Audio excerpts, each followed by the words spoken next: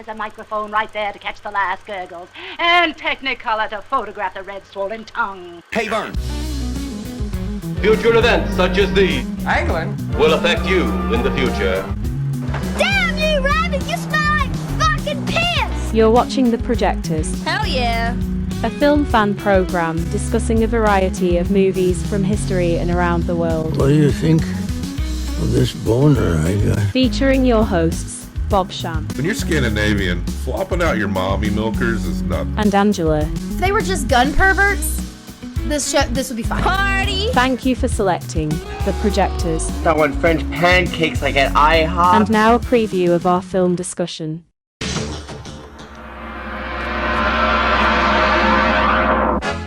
Woody Allen's 14th film must surely be his best yet. A handful of stars including Michael Caine and Mia Farrow grabbing a bag of Oscars. A masterpiece of bittersweet comedy that will make you laugh and cry, often at the same time. Hannah and Her Sisters. There's something very lovely and real about Hannah. She gives me a very deep feeling of being part of something. Did you ever read this one?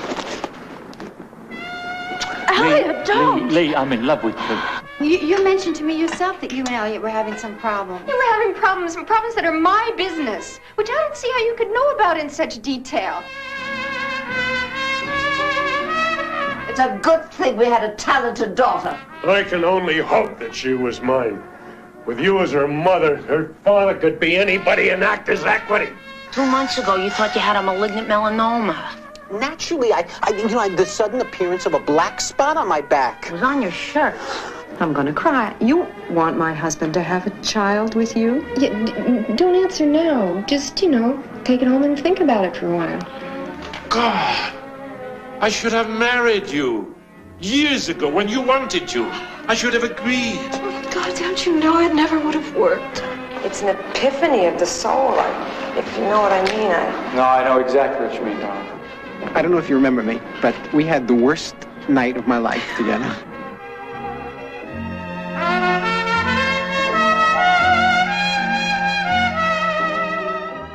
Woo! Happy Thanksgiving! Happy Thanksgiving! Happy Thanksgiving. The woo I did right before we started recording was better than the one you just did. Woo! Woo! Thanksgiving! If it didn't happen on Mike, it might as well not exist. So for all anyone knows, you're just straight lying to their fucking face. Yeah, I'm a liar. I'm a big, fat liar. It is Thanksgiving week. We're down to the wire. This is my favorite holiday, and also amongst our busiest times of the year. I think this might be probably our busiest time of the year because we love Thanksgiving. It's my favorite holiday. People have been listening to us in some iteration or have been around me for years and years know that Thanksgiving is my favorite holiday. It's not a joke. I will accept no slander. No one cares about the pilgrim shit. It's a harvest holiday. And everyone who knows me has heard me explain that 50 times. That it's just a harvest holiday. Lots of countries have their own version of it. Ours is just wrapped into our own exceptionalist myth. But it doesn't have to be. But today, we're doing 4 courses. And we're probably going to do 4 courses for Christmas, too. Because it just seems right. 4 movies. We were hitting 6 movies a week for Halloween. And we loved watching them all. But that was a lot. Yes. I have, I believe, shifted a little bit, realizing it this year that I have always said that Halloween is my favorite holiday. And it's my favorite time of year. The day itself does not really matter to me that much. I'm not dressing up on the day. It's just my favorite season. We like the vibes. I love the vibes. It starts getting cooler. There's pumpkin shit everywhere. We've got decorations. There's bats. I love it. I love putting costumes on the animals. And I love watching scary movies. I love Hump Fest. But Thanksgiving is actually... Hump Fest with no explanation would be funny. Yeah, we love Hump Fest. I'm talking about Halloween. It sounds like you're talking about like hedonism or hedonism 2 or some shit. But all that to say, Thanksgiving is my favorite holiday now too. Oh, yeah? Yeah, because it is the day I look forward to the most. We actually have people here. I fucking love making a turkey and dressing. You're good at it. I know, man. It's like my pride. Now that I, take medication for my mental health issues, I get to have fun on that day instead of being stressed the fuck out. Yeah. Though we have taken some L's, I do feel a little melancholy going into this Thanksgiving. That's true, yes. We lost one of our little doggies. She had cancer and finally succumbed. She's our sweet girl. Yeah. We miss you, Jackie, and we love you. I mean, it feels like we've been taking L's for like 2-3 years straight. 4, maybe. Yes, exactly, yeah. It's just been a lot, and the amount of podcasting we've managed to do over that time was almost like a small miracle. I think it functioned as a distraction for a long time, and then it finally caught up with us, and we kind of had to pull back a little bit. But we'll always linger a little bit, and of course, we're redropping to compensate for me dumping the old RSS feed. Our episodes every Tuesday of our first ever podcast, Documenteers. And I'm also taking the shorty episodes we used to do then and packaging them into little anthologies that I want to put out like once a month. So there is weekly content coming, but lately, if you've been paying attention to Halloween Hump Fest, one of the few loyals out there, we have been a little busier than we have been since we took that break. Yeah. Christmas around the corner. We will have a Christmas episode. We have 3 more M. Night Shyamalan movies to discuss for New Year's before to talk about all that he's put out so far. And we promise to discuss all of his movies, and we have, and we'll have to average up our scores. I think we did Lars von Trier last year, and I think his scores averaged up to like an even B, not a plus, not a minus, like right at a B. And what do you think M. Night Shyamalan's going to fall at? I'm guessing like a C. Yeah. That might be generous because some of those movies are going to knock his score pretty hard. And we have not watched The Last Airbender yet. So Split can only carry so much. Split can only carry so much. Sixth Sense can only carry so much. But we do like those movies. Yep. And not much else. Not much else. But it's Thanksgiving time. And we're giving you 4 courses of film. 4 movies, 4 courses. So let's start off with an appetizer. What kind of appetizer? Like cocktail weenies? Your family likes to make those cheese balls. More around Christmas, but yeah, it'll be like the salmon cream cheese logs. I like those. Those are good. Pecans on the outside. I like those a lot. Those are good. Yeah, shit like that. And some apple cider. And for our appetizer for this episode, our Thanksgiving appetizer, we're breaking the show seal. Finally, Angela's really excited. We're breaking the show seal on Woody Allen. Because we're discussing the film Hannah and Her Sisters from 1986, written and directed by Woodward Allen. Starring Woodward Allen, Michael Caine, Mia Farrow, Carrie Fisher, Barbara Hershey, Lloyd Nolan, Marino Sullivan, Daniel Stern, Max von Sydow, Diane Wiest. Like a lot of Woody Allen movies, it's a bit of an ensemble. Cinematography, which I really enjoyed in this movie, Carlo De Palma. Yeah. Woody Allen has a lot of his defenders out there, and they make a good point when they break things down to people's word against his. It does come down to that ultimately, but he has been accused of some things. His daughter, Mia Farrow's daughter, has accused him of molesting her as a child. So those allegations are out there. We believe victims on this podcast, so I do believe victims, and I have no reason to doubt his daughter. I'm sorry, I forget her name. But I think the reality is, even if you're a Dylan, yes.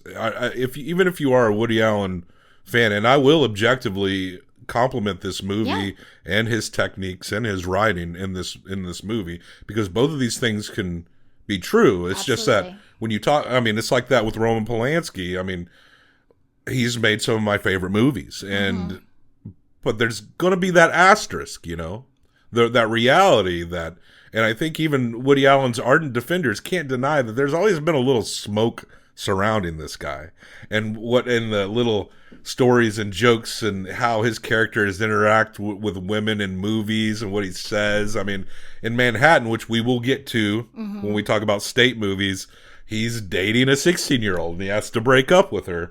And in this one, there's some lines that are very dark, seem very dark and funny. Why all of a sudden is the sketch dirty? Child molestation is a touchy subject with the affiliates. Read the papers. Half the country's doing it. When we know what we know now in hindsight. Hey, a little hug. What is this? How about a little action from the kids? Yeah. And quite frankly, I mean, he did marry his stepdaughter. And once she became of age, and people like to argue that he wasn't that present in her life or something, but it's like, doesn't really you matter. Can't just objectively determine, like, what functions as a father figure and how that is perceived or whatever. You can't really make that emotional call. And maybe you could argue that I couldn't make the emotional call on my end either, but like, we're talking about an adult in a position of power, regardless of how little or a lot he's there, deciding to break up with his wife and go on and marry the daughter that at least she raised. And objectively, that's fucking weird. It's just fucking weird, and it's acknowledged that that's been weird for decades. But Woody and Soo-Yi are still married, together. They are. That said, Hannah and Her Sisters by Woody Allen, ***. I love it when Woody, after that docuseries came out accusing him that Dylan, and it was on HBO, that, you know, he's friends with Alec Baldwin. And so there's this tour that was happening with people who were accused of Me Too related stuff or were defending people that were accused of Me Too related stuff, where they were like, I think this person deserves to be heard, but they are incorrect. Or like, I think victims should be heard. I think she has a right to be heard, but she is incorrect. Now, Insane. I don't think I have any reason to be accused of sexual misconduct, but if someone does accuse me of that, it's a lie.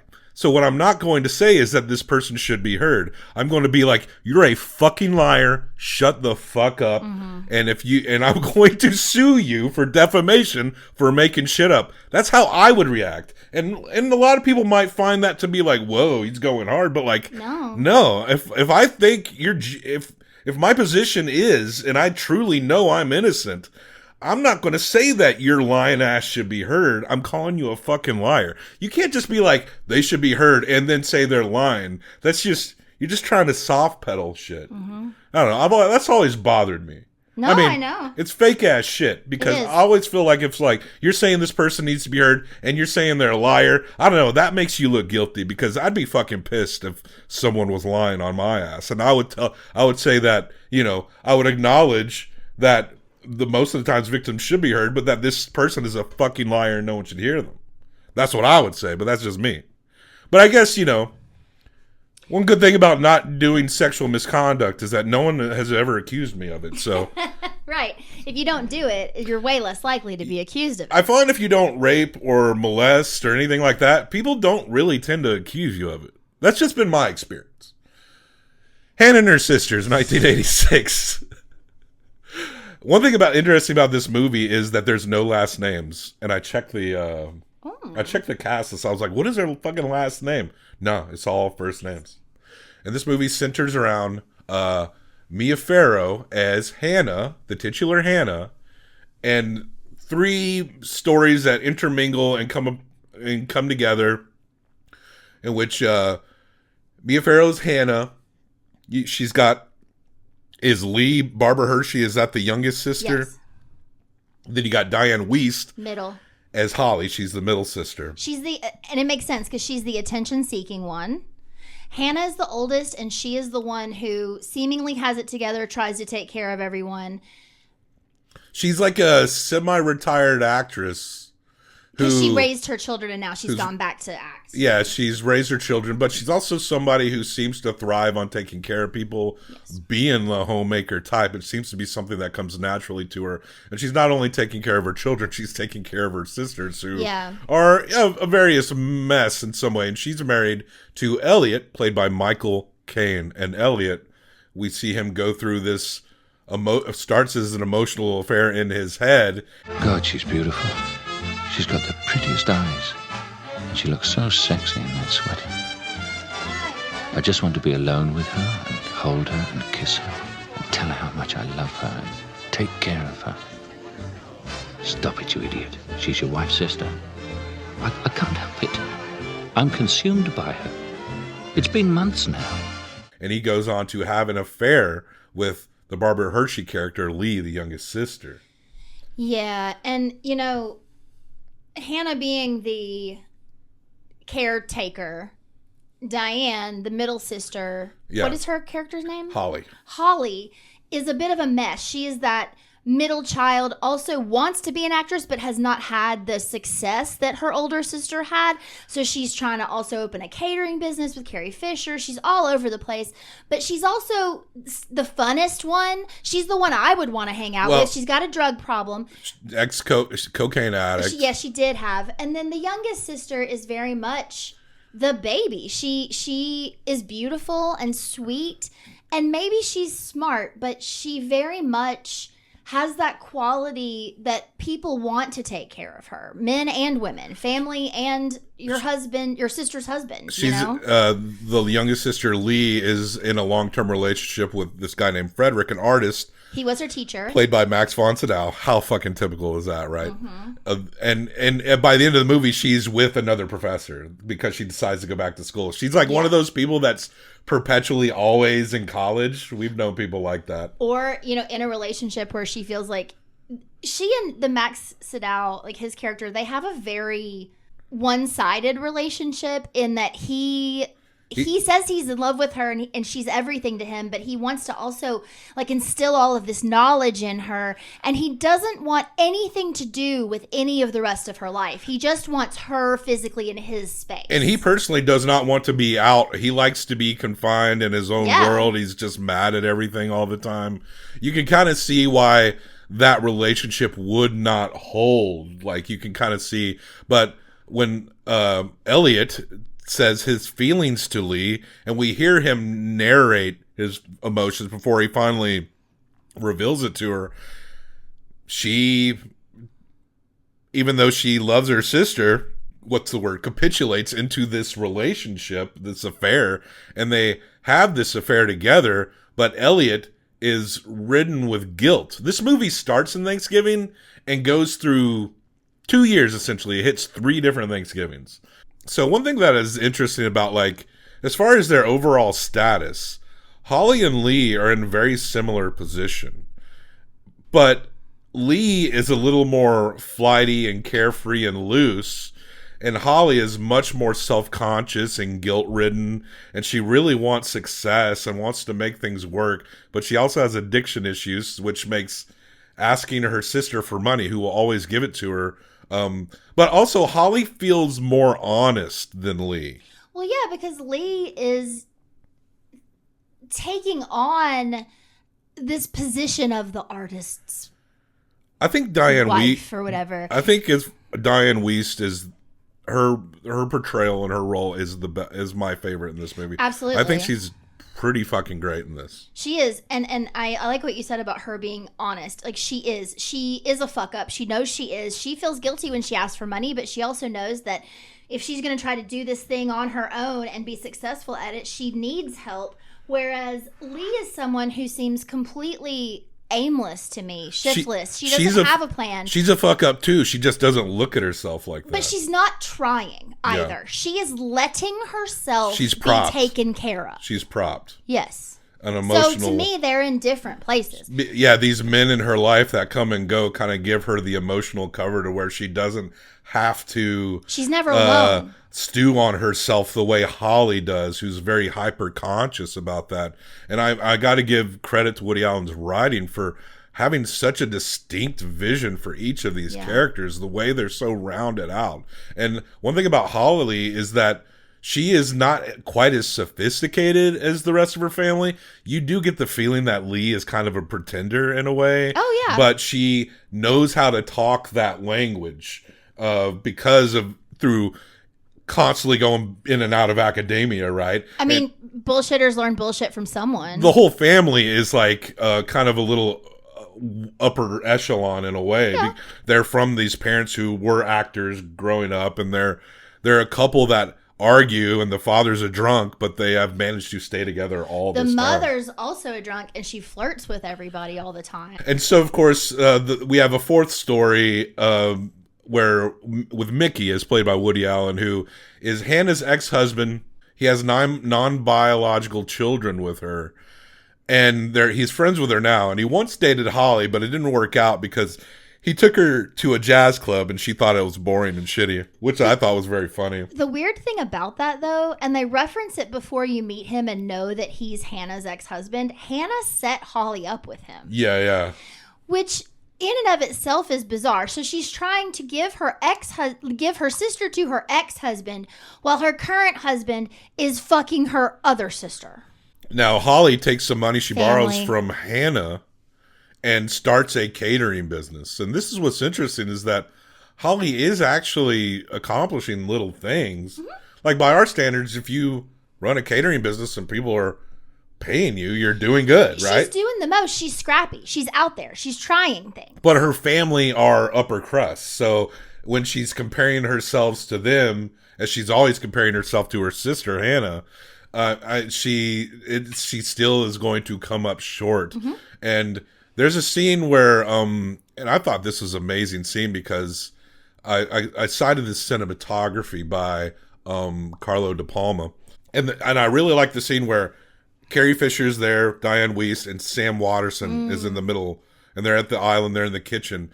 And I realized at this point that there's not really a lot of cutting, that the camera is moving along as people move around. So these actors are actually just embodying these scenes and coming around. There's nothing cheap about the way it's shot, and it's so actually really well done. And when I noticed that these are actually fully fledged uncut scenes just being run through, I mean, I have to, I guess, I mean, I've always known that Woody Allen is really good at these conversational moments, the way he films them. And like, I think it's so apparent in this movie. Yeah. And that particular scene with Sam Waterston and Carrie Fisher and Diane Wiest, and because these two women are converging on this man, and Diane Wiest also wants a good man, right? And he wants to take her to the opera, but there's a part where both the women are with Sam Waterston in a car, and Holly wants to connect, but Carrie Fisher is more willing to kind of pretend to go along with all of his like interests and opera and stuff. She's like feeding into everything. He loves buildings, and she says, well, what are some of your favorite buildings? But Holly, even though she's self-conscious about it, doesn't fake knowing all this stuff. I mean, she's open-minded enough to try it, but she's not someone who pretends to. She's not going to pretend the way other people are in her life. Yeah, and you hear her thoughts as well. It is also, I love the part where they're in his car and Carrie Fisher's in the front and Holly's in the back, and she's having this like inner monologue about how she's fucking everything up. Naturally, I get taken home first. Well, obviously he prefers April. Of course, I was so tongue-tied all night. I can't believe I said that about the Guggenheim. My stupid little roller skating joke. I should never tell jokes. Mom can tell them, and Hannah, but I kill them. Where did April come up with that stuff about Adolf Loos in terms like organic form? Well, naturally, she went to Brandeis. Which is what you do. You sit there and blame yourself, and she's like, kind of even in that moment, like fucking mad at her best friend, you know? Because her best friend is also trying to get with him, and she's doing all this math about like, well, if they drop me first, then he takes her home, and then what's going to happen, you know? And I just, seeing that little bit of completely real reaction was lovely. I will go ahead and say I think this is my favorite Woody Allen movie that I've ever seen. I agree with you that it's really so well written, so well done. This movie is like, I think I said to you, like if a family were a theater troupe, because they are all kind of fucking each other, and there's all this like messiness, but they all love each other, and it's also somehow all okay. I truly believe if Hannah found out that her husband and Lee had slept together, but that it was over, she'd be fine. Like she would be hurt a little bit, but if it was on the other side of it and he was like, but I realize how much I love you, I think she would accept that. Because she loves her sister and she loves her husband, and them loving each other might make sense to her. You know, the Elliot, the Michael Caine's character Elliot, I thought was really interesting in this movie too, because he's having some infidelity, and Hannah's the most, you know, the sweetest character. There's not we don't really see any downsides to Hannah, though Elliot voices that she's maybe a little boring or something like that. But Elliot is, because we hear his dialogue, it's like we are kind of convinced that his emotions are real, or at least that we're convinced that he thinks his emotions are real. It's a delusion. It's an illusion. This is the thing about a girl like Lee.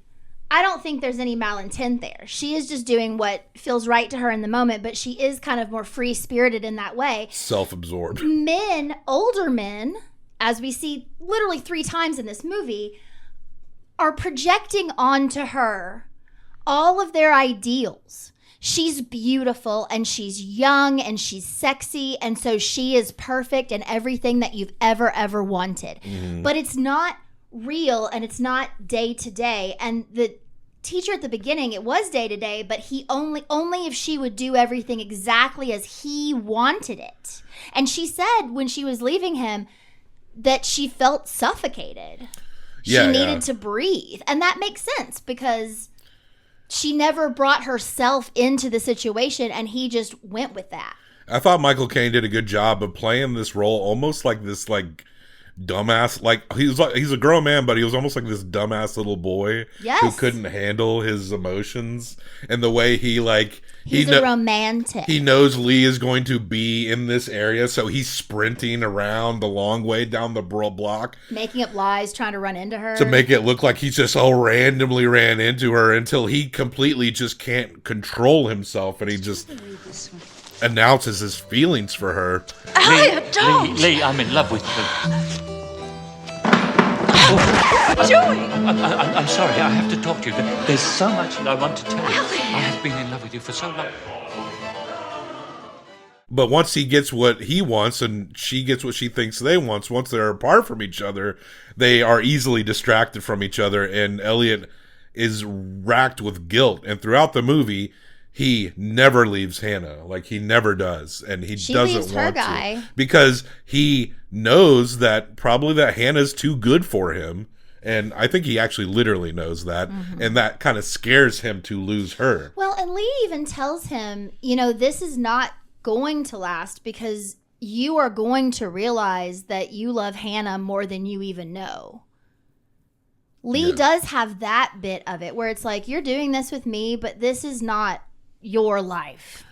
Now, the fourth story of Mickey is played by Woody Allen. It's more the comical angle. He's dealing with mortality. He's like a hypochondriac. For a while, he thinks he has this brain tumor. So then he goes through these crises of faith where he's trying out other religions and stuff. And it actually is kind of funny. Just the humor of it. A lot of shots of just architecture throughout New York as well, which is nice to look at. The whole thing he's going through is very relatable, especially the age that we are at now, because you do start thinking about mortality. You do start thinking about death. And that's his whole thing. Like you said, he has this scare. It ends up being that he's fine. But he's thought so much about the fact that he is actually going to die one day that he wants there to be meaning. And he is a Jewish boy who goes and tries to be a Catholic even. He's reaching that far. Yeah. And his parents are like, why the fuck are you doing that? Yeah. Who knows what it'll be? I'll either be unconscious or I won't. If not, I'll deal with it then. I'm not going to worry now about what's going to be when I'm unconscious. Mom, come out. Of course there's a God, you idiot. You don't believe in God? But if there's a God, then why is there so much evil in the world? Well, just on a simplistic level, why were there Nazis? Tell him, Max. How the hell do I know why there were Nazis? I don't know how the can opener works. But Mickey, he once dated Holly, and there's a flashback scene where we see them taking each other to their preferred music, and they're both hating each other's music. Yeah. So it seems like it doesn't work out. But then he sees her in a record store going down the street, and they become reacquainted. And Holly, at this point, has actually written a screenplay that Hannah has read, and she realizes that Holly is essentially written about her life. It's obviously based on Elliot and me. Oh, so loosely. No, not oh so loosely, real specifically. Is that how you see us? Well, Can I not accept gestures and feelings from people? Do I put people off? it's a made-up story. No, it's real exact. The situations, the dialogue, everything. It's full of intimate details between Elliot and me, which I don't see how you could even possibly know about. A conversation we once had about adoption. By the time she runs into Mickey, she's written a second one that's not about Hannah. But we also haven't seen him for a moment because this is one of our... There's a kitten on the screen, if you can see the YouTube. But we haven't seen him for a moment either because we do kind of have this jump forward. And during this time, leading up to this moment where he runs into her, he has actually realized that he doesn't know what's going to happen when he dies. And so he just wants to try to live his life as best he can and just be happy, which is a very new thing for him, just letting himself be happy. So he's much more easygoing and she's more mature. And so they do come together in this record store. It's actually really cute, you know? They basically both apologize to each other for how they behaved however many years before. And he asks her To go if out she again. wants to go out. And he reads her script and genuinely Oh, seems she to... reads it to him. Yeah. This was lovely. And he compliments her on it. And he's like a showrunner or head writer for this. It looks like a Saturday Night like an Live kind of SNL thing. talk showy Yeah. kind of gig where there's skits and jokes where you write jokes and stuff. So that's when we meet him. That's what he's doing. So it kind of does give weight to his compliments, and that really lifts her up, and that makes her appeal to him even more. And so the movie, you know, it seems like at some point after we get to the second Thanksgiving, time starts to very move quick, fast. and we come to realize that things are actually just kind of, all the players are still there, but things are just kind of going back to what they were. Elliot is going back into the marriage while Lee has found yet another professor to have, you know, her next emotional cover for. And the movie ends on probably the worst part of the movie. This is the worst part of the movie. This is the part of the movie that makes me not give this as high of a score as I might, even with the Woody deduction. And when you're watching this and you're watching like any Woody Allen movie, you can't help but see things as parallels of the things he's going through at the time, or especially his relationship with Mia Farrow. But the movie ends on like him kissing Diane Weist's neck. You look so beautiful. Thanks. You know, I was talking to your father before, and I was telling him that it's ironic. I used to always have Thanksgiving with Hannah, and I never thought that I could love anybody else. And here it is years later, and I'm married to you, and completely in love with you. And then she reveals that she's pregnant. I'm pregnant. Which he was supposed to not be able to get anyone pregnant. So it's like, oh, it's a happy ending for these people. That's the one thing that really distinctly changes from everything else. Everything else just kind of like goes back into place, but they come back together and they are the happy ending. And the shot right up close to her face where he's kissing her neck, it was awkward. Like that I ending, didn't like it. That ending felt like kind of like, okay, we don't know, let's just do this. And I just didn't have this belief that these characters would work. You know, No. I thought they were interesting characters. I really like Holly a lot as a character. They could have had an affair. But yeah. But they're going to be a family now? But they have their issues, they have their problems, and it's hard to imagine them solved, you know, because no one's problems are really solved. So why would theirs be? So if the movie was trying to like feed me this happy ending, like I almost didn't buy it. Oh, there's another part before we give our score, where Mickey randomly goes to the movies to distract himself. And in this movie theater happens to be playing Marx Brothers Duck Soup. How funny that Woody Allen just goes to a movie and it's one of his favorite movies he loved when he was a kid, right? I mean, I just do really like the idea that like, oh, I want to go watch the Marx Brothers and you can go to a theater in town to do that. I was just kind of jealous of that, but I still even have to question at a time where movies like this can make a lot of money and be a fairly hit for itself at the box office, 6.4 million budget, 40 million box office, that like, oh, it does really play up to this time where, yeah, it was so easier to see so much random shit when you went to the movies as opposed to today. Yeah. And so it just made me kind of pine. I don't recall even when I was a kid just going to a random theater and being able to watch the Marx Brothers, but you know, it did make me think of how just broad an experience going to the movies could be. It's also in New York, so you know it's like Yeah, that too. If in New York cultural. or LA, you know, maybe there's like more options to do that, of course. But you know, the final shot aside, I didn't really like the final shot, but I do think this movie for me is a 4.5. If it wasn't for that last bit, I might be perfect on it. I do agree that it's really, really good, but yeah, the last bit is not good to me either. It does really feel like he's trying to wrap it all up Shakespeare comedy style, where everyone has a partner at the end and everyone is happy, and that's fine. I'm gonna give it a 4. I'm gonna give it a 4. Okay, so 8.5 for Yep. Hannah and her sisters. Grab a pen over there. The cat takes my pen. She plays this game where she steals my stuff.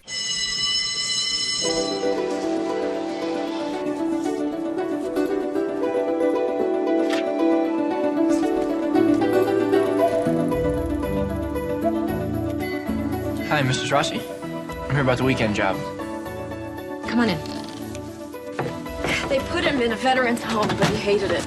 Colonel's a gentleman. A real hero. This is some guy. Down deep, the man is a lump of sugar. Get in here, you idiot. What do you want? I mean, what do I want? What do you want here? I want a job. A job. I promise you an easy $300. I don't get an easy feeling. How's your skin, son? I like my aides to be presentable. Well, I've had a few zits.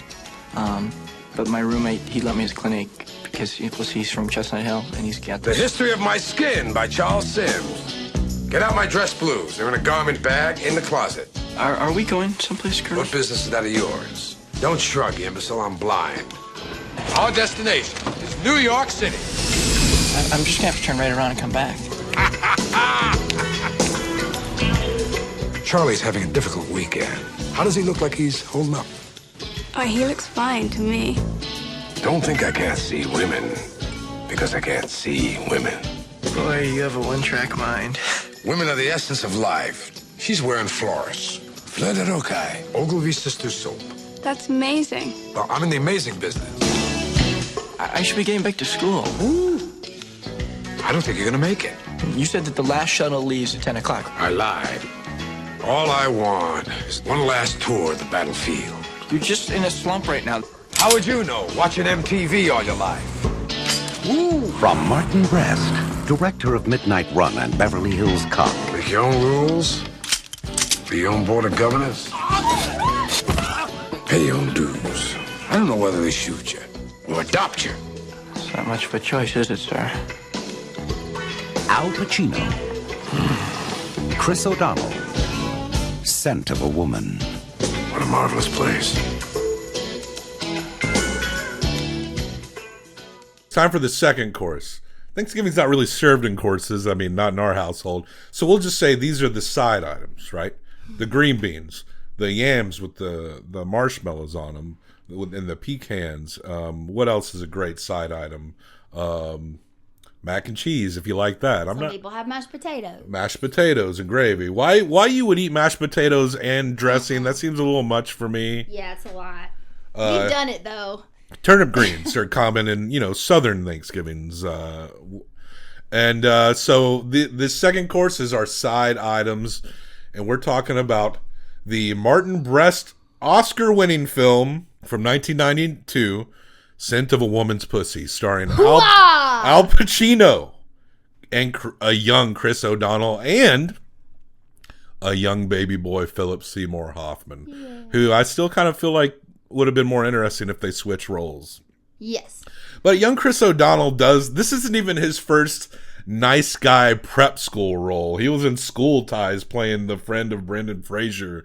And Before this? Chris O'Donnell was playing the guy that was his actual friend that Okay, it's stood just up been a for long him. time since I've seen that. I thought that was maybe after this, but These prep school movies were kind of a thing at the time. they really were. There were a lot of them going on. What's Oh Captain, My Captain, Dead Poet Dead Society, Poet Society, School Ties, Toy Soldiers. Yeah, that's a good one. We're probably forgetting a few more as well, but yeah, this plays into this movie.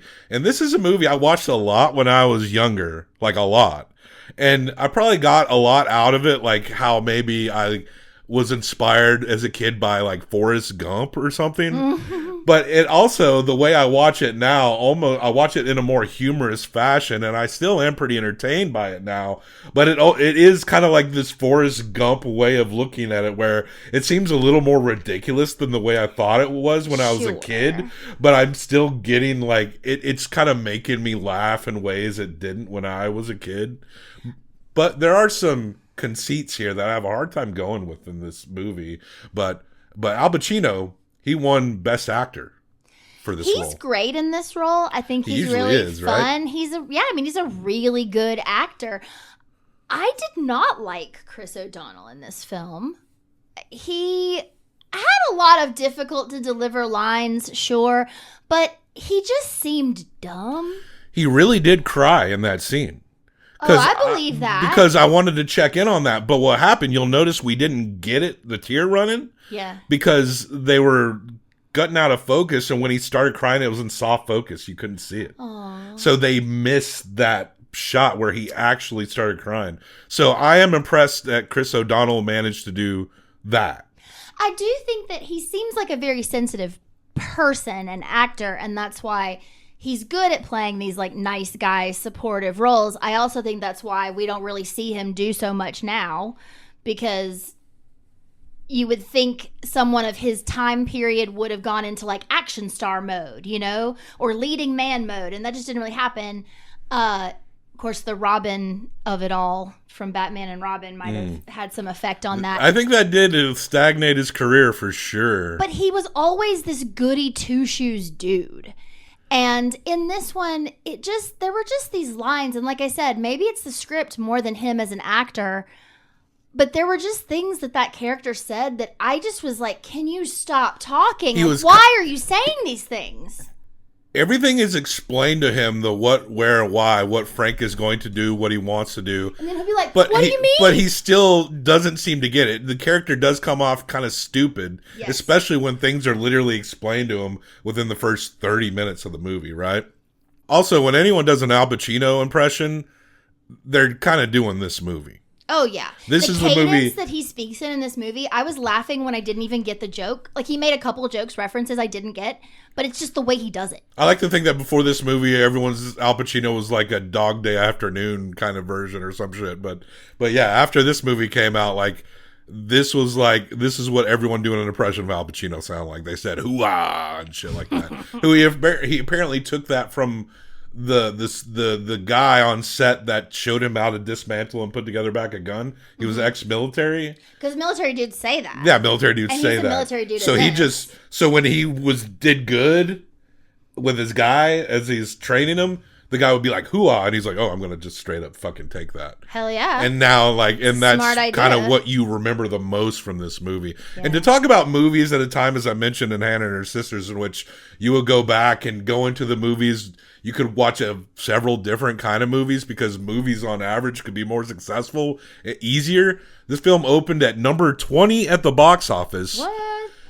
But still made $134 million on a $31 million budget. Wow. I really do pine for at least a broad cinematic experience that used to happen here. Yeah, almost everyone would see all of these big movies. And this movie is based on an Italian film called Profumo di Donna, which is kind of pretty much the same plot. Now, also, there's like issues of inflation here. Like, I think the prep school boys who prank the dean, and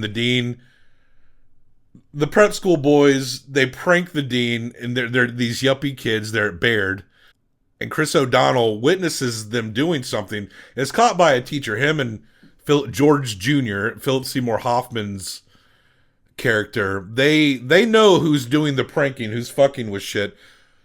but they're trying not to snitch. So They there's distract the teacher. So there's this through line throughout the movie where Chris O'Donnell's character, Charlie, is touching base with George Jr., Philip Seymour Hoffman's character, who is the son of, these are all sons of super wealthy people except Chris O'Donnell. He is from Oregon. Yes. And he is on aid. And they know that. They actually make He's jokes got about AIDS. it. They talk about it also when he's not around. Like, they invite him to go on this ski weekend. And Philip Seymour Hoffman's like, why would you even ask him? You know he can't afford it. They quote a price to him for this ski weekend, and this is how bad inflation has gotten. They quote him $1,200 for a full, like, aren't they going to fucking Europe or some shit? Like, I forget where they said they were going, but a full-on luxury resort ski It's trip. somewhere that they have to fly, but if you think about it, if they're splitting it 5 ways, I don't know how much it costs to rent a house I would for a assume, weekend. I just assumed $1,200 per person, but like, if you told us that we could go to like some luxury thing in a ski on a mountain for $1,200, like, we're not wealthy people, but we could make that work, you know, like, especially, but at this time, He's in high school. in 1992, he's a high schooler, on scholarship at the prep school. He doesn't have he any cannot money. afford it. He's working over the Thanksgiving holiday. He's still working in the library at school, and he's taking this job to babysit Al Pacino. Yeah. He has to make money, he has to babysit a blind lieutenant colonel over Thanksgiving weekend. And, you know, when he meets him, the colonel talks about how he's had guides before, right? This is a thing that I guess they've done in the past where they'll call the school and try to get a young man to accompany him places because he can't see. But we do learn that he has only recently become completely blind. He's been slowly losing his sight since an accident in the Army. Let's talk about that accident, which is revealed when he goes to see his brother and his family at Thanksgiving, because his nephew's a prick and starts Totally comes off as way more of a prick than anyone else in this movie. And I'll get to one of my biggest, like, hard to believe things in this movie, but yeah, it's revealed that he was juggling grenades and one didn't have the pin in and it went off, and apparently no one died, but he was blinded. Now, how you can be blinded by a grenade and not get the rest of your fucking body shredded, I know. I don't know. That didn't make a lot of sense to me. They've given him one scar under his right eye, Bob. Yeah, a little too clean looking, that scar. I know. Yeah, it's unbelievable that he didn't lose an arm or something, but that is the story. But leading up to that, Charlie is like a little like, I don't know if we should do this, but Frank is taking Charlie. They're going to go to New York City. Frank, he wants to stay at a nice hotel room. He wants to eat a nice meal at a nice restaurant. He wants to fuck a nice hot call girl. And when it comes to smelling pussy across the room, Frank is like Daredevil. How did you know her name? Well, she's wearing Flores. Now that's an English cologne. But her voice is California Chickie. Now, California Chickie, bucking for English lady. Call her Daphne. Oh, big things may happen to that little thing of yours. Now you're saying pussies, but he does know their perfumes. He actually knows, like, he can tell this one woman's the brand of soap that she uses. After he does all this, he says, and I quote, "I'm going to blow my brains out. Hoo-ah, hoo-ah." And Charlie's like, "You're gonna, what?" And Charlie, at this point, from there on, is willfully making himself forget that for some reason. And the music is, especially at that part where it's like things are done and he's got to go pick things up for him. The music is telling us that this is going to be very dramatic. The music is a little overwrought as well. The music is overwrought. That's kind of a trope of that time that I'm glad is diminished. Yeah. Is like the really overtly dramatic music. We need to make sure you know how you're supposed to feel right now. Especially that scene where, you know, Charlie doesn't want him to shoot himself. I feel like a little more silence would have lent that scene a lot better. Just to hear them, and maybe you don't have to swell music or anything like that. I agree with that completely. Yeah, Charlie, I think he knows it. He knows it in the back of his head, but he keeps thinking, well, this is a great weekend, though. And the Colonel seems so happy, and why would he actually want to kill himself. And he keeps saying he's got to leave and go back to school for Monday morning. They've got this like tribunal or some bullshit that they have to do. They're going to get expelled or tell on the prep boys. Oh, we should say that the dean has blackmailed him, basically saying if you tell who did this, I will get you into Harvard. And if you don't tell him, expelling you, which Yes. means your future is over. You go back to Oregon. And so he tells Al Pacino all this stuff pretty early on because the Colonel has this thing where he'll say, like, I feel a heaviness. Yeah. Tell me what's going on. And he does eventually, like, explain everything to him. You could tell Frank doesn't feel this way, but he's just basically being like, if you want to get along in the hallowed halls of your colleagues, you're going to have to pucker up and kiss some ass. Oh, Charlie, about your little problem. There are two kinds of people in this world. Those who stand up and face the music, and those who run for cover. Cover is better. Okay, Sophia, suit them up. Make them pretty.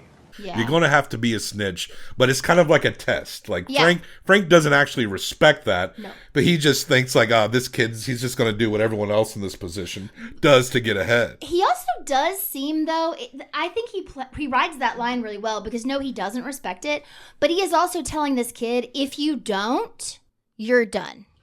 Like, if you want to be part of these, like, automatons that try to run the country, then you have to do this. And Frank is like, George Sr.'s going to like turn on you. His Dottie, his rich big pocket Dottie, is going to lean on him and they're going to abandon you. There are so many times where they make a point to say like George and then they go junior or senior because it is just, they're so intertwined and Junior has no choice but to do what Senior wants because if not, Senior's going to cut him off. Now we go back to the Thanksgiving scene. And what's funny in here is that it's just like the nephew that seems to be the most mad. Mm-hmm. The brother does do a good job of silently like feeling the history between them, but he loves his brother. And everyone else seems to be in that mode except his nephew, who's just a fucking prick who's like questioning his accolades. But he doesn't give any examples of why he doesn't like Frank. He just tells the story about the grenade. The only thing in this scene that I feel like Frank does deserve a little pushback on is that he's willfully not remembering the names of the wives. Yeah. That is fairly disrespectful. Well, he's flirting with his brother's wife. He does know her name. He doesn't know the nephew's wife's name. And he's doing it on purpose. And this is getting into the conceit. The hardest thing I have to believe in this movie is that you got this guy, Frank, blind war hero, got stories out the yang. He can smell pussy across the room. Pussy. He can tango. He can do all these things. Frank Slade, as played by Al Pacino, is literally... I'm no fucking good. And I never have been. So fucking cool. Mm-hmm. He is the coolest motherfucker in this movie. I would trade 10 relatives for one Frank Slade in my family. Every family should have someone like this who is this interesting. So the conceit of like, this guy is so hard to be around all the time. Give me a fucking break. You're showing me the coolest, most interesting guy, the funniest motherfucker who says all this cool shit. Mm-hmm. He's hilarious. I mean, what? So what? He yells sometimes. I mean, yeah, he's been through some shit. It doesn't, you don't have to take, we've all been yelled at. You don't have to take that shit personal. Well, and that's the thing. The actor playing the nephew, he just goes way too far and he should have been reeled in because you can think your uncle is an asshole, but you have to set that up. You have to be like he always made fun of him or he was the butt of the jokes or something directly affected him that Uncle Frank did, but that doesn't seem to be the case. Uncle Frank is just a womanizer older dude who, he rags on people, but and I do understand that if all you're getting is ragging from him continuously and say everyone is laughing at you all the time, like you might have some resentment, but hi, guess what? You're a fucking adult. Now you're an adult. The actor who plays the nephew did do a good job being a twat. Yeah, but it was too much. Well, this movie is there's always a little less twat. A little too much is like the theme of this movie. That's true. I was looking at reviews at the time, and even back then it was just like, this movie's not bad, but why is it so fucking long? It is so long. And it's so long that you question why we skip certain things, because it's like, apparently the original cut was a little longer, but Martin Brest had a longer cut. We call him Marty Titties. I don't call him that ever. But he had to cut it like a little bit to the 3 hours and 36 minutes that it is. I think it's 2.5 hours. You make it longer every single time you say how long it is. It's 8 hours long. It went from 2.5 to 3 hours to you just said 3 hours and 32 minutes. But when Frank fucks the escort, we don't see the escort. I was like, we can't just see the escort. I don't know. In my memory, we did. I was waiting Am I for that forgetting? moment. But I really thought, we didn't in this movie, but I thought from seeing this when I was younger that we did see her. Now, one of the most infamous scenes in this movie is when Frank and Charlie go to this nice restaurant, and there's this girl sitting alone, and he can smell her pussy, so he goes over there, and he's trying to, like, wingman Charlie a little bit, but also, he's like, do you dance the tango? And then we get this tango dance scene. And apparently, tango heads out there maybe think this dance was maybe a little too forced for a tango. And apparently that's the case, because the actress there who played that woman he was dancing with, apparently she had dance history, but she said that Al Pacino was just basically like all lead, like throwing her around, carrying her around. And she said she actually like hurt her toe and shit. Oh, no. Like the way he was just like, he just took it, and she didn't really have much to do but like try to go along with the ride. Well, that goes along with the story, because in the story, he's the one that knows it, and it's more about charisma than talent, and she supposedly doesn't know how to tango. So, okay. Like, I thought that was actually pretty lovely because it was not perfect. Like, because it was not a good dance, really. Like, it was fun. They were having fun, and she, despite her toes hurting, managed to really show how charmed she was by him and even by Charlie. And then her boyfriend shows up and he was just like a fucking wet rag. Yeah, like so pointedly so. Like you could see it coming from a mile away. They are bonded pretty much at this point, and so the day comes up, everything that Frank has done except the very last thing has been done. And Charlie gets up, and Frank is very depressed. He's very sad. He slept till like noon, which is not normal. Pacino does do a great job doing these ups and downs with Frank, the high energy and the low lows. So Charlie has this idea because Frank mentions that the second distant thing that he likes to women's pussies is Ferrari. They actually talk this dealer into letting Charlie test drive a Ferrari, and then Frank gets behind the wheel. He's blind. And I like the scene. It's a little overdone, I like it too. So much of the rest of the movie.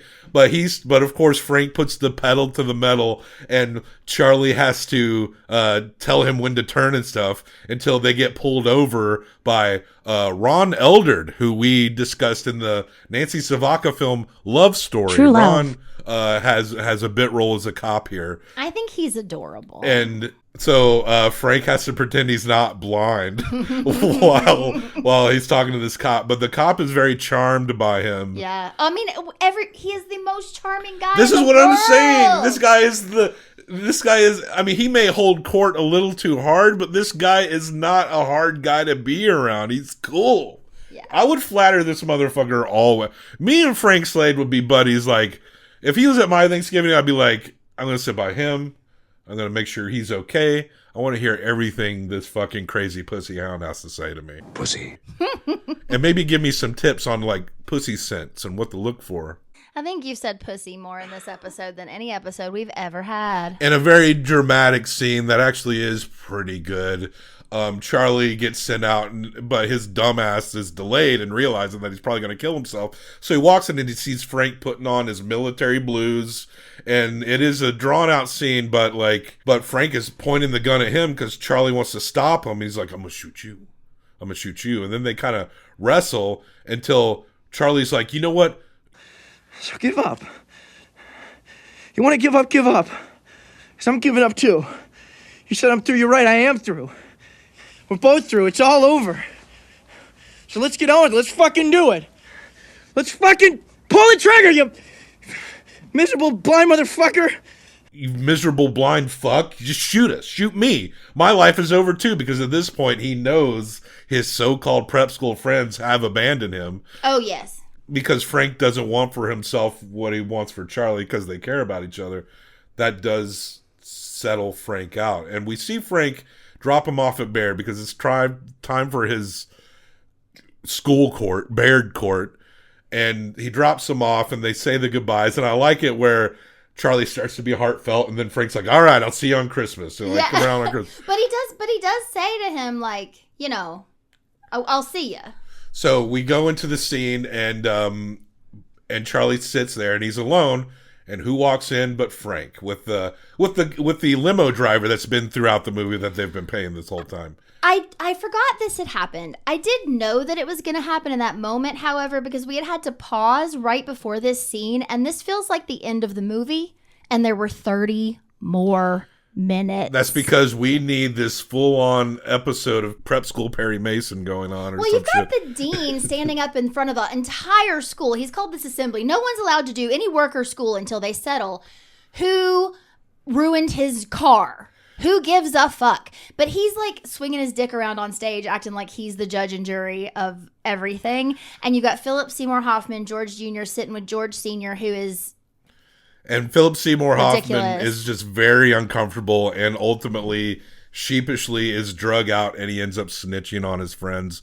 His dad makes him. Here's the thing about, like, Charlie's... I mean, I know he's just supposed to be a fucking high school kid at this point, but he didn't... The dude's like 100 yards away watching his friends run away with a ladder. He has all the plausible deniability in the world. Like, he could just be here and say, it's like, look, I was this far away.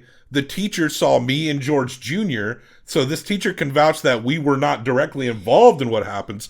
And even if I suspect who it is, I do not have the evidence because this is a prep school where everyone dresses exactly the same. And he kind of says as much. Well, that's what Charlie said. And Frank is there. He shows up and he also represents some claims as his parents sent him. The problem and the reason George Jr. has to tell is because what the dean has said is he'll expel them both if no one is told on. He knows that they know, but he's trying to push it out by saying, I'm going to expel you. The thing that would have been more plausible than George Jr. having to tell would have been if his big rich daddy just said, fucking don't do this to my kid or I'm not going to give you any more money. That's more realistic. Yeah. Instead, this man who's supposed to has all this money is like some high-powered dude, like shows up at this fucking school assembly. They really could have. It's really stupid. They really could have pulled this off in a more unified front. Yes. So, like, that part is a little overly dramatic. I'm going to recommend to the disciplinary committee that you be expelled. Mr. Sims, you are a cover-up artist and you are a liar. And I think but Al Pacino had to give this Oscar-winning monologue. 6-minute speech. But not a snitch. Excuse me? No, I don't think I will. Mr. Slade. This is such a crock of shit. He's not a snitch. And then he just proceeds to talk about what a bullshit institution this place has become, and how the only good one among them is Charlie. What is your motto here? Boys, inform on your classmates, save your hide. Anything short of that, we're gonna burn you at the stake? Well, gentlemen, when the shit hits the fan, some guys run and some guys stay. Here's Charlie facing the fire, and there's George hiding in Big Daddy's pocket. And what are you doing? You're gonna reward George. Yeah, and there's not enough pussy to smell in this room, and that the dean is a fucking twerp, and the dean is going to expel him, but this speech convinces this. It's like a quorum of teachers. This quorum of teachers to. It's so funny. They don't even go to deliberate because they deliberate for like a few seconds, and then this lady is like, Charlie is not suspended. George Jr. gets no credit. Further recommended that Mr. George Willis Jr. receive neither recognition nor commendation for his cooperation. He eats his own boogers and he fingers his butt. So no one will acknowledge him after that amazing speech, and Charlie is innocent. And those three boys get a little bit of trouble. Harry, Jimmy, Trent, wherever you are out there, fuck you too. Frank says "fuck you too" to those boys as well. Oh yeah, he calls them out by name and he's like, Fuck you, you and you, too. and fuck you too. Because for a second, they're like cheering for him too. And then the fucking school applauds. Hoorah! It's like this is the Forrest Gumpism of the movie I'm talking about, where it's like ridiculous, but it is kind of entertaining and stupid in a funny in a stupid way. Can I tell the next part? Go ahead. So then they leave the building and they're walking back towards Frank's car. We've got the driver waiting. And along comes the one woman in this school, this one teacher. Frank gets a whiff.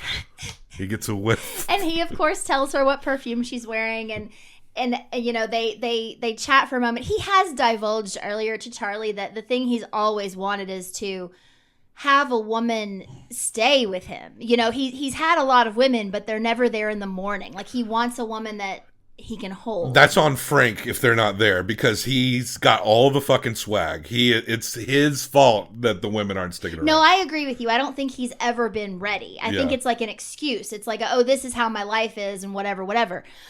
But I do also maybe think that he doesn't think that he could hack it long term. You know, like, you're right. It is him, but you know, but so obviously he's going to get with this lady. I've seen her somewhere before. I don't know. I think she probably was some kind of teacher in Harry Potter or something, but she's lovely, and she walks away and he tells Charlie exactly what she looks like, but she's his ideal woman. It's the same way he tries to describe. He'll be like, do they have auburn hair? Like, it's this whole thing. So she's his perfect girl. But then they go to the house.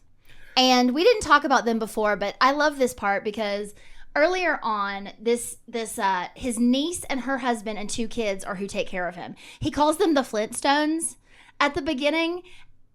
As they're pulling up back to his house, the catchphrase that didn't catch on from him is yabba dabba doo. Well, it's someone else's catchphrase. Well, so is hoo-ah.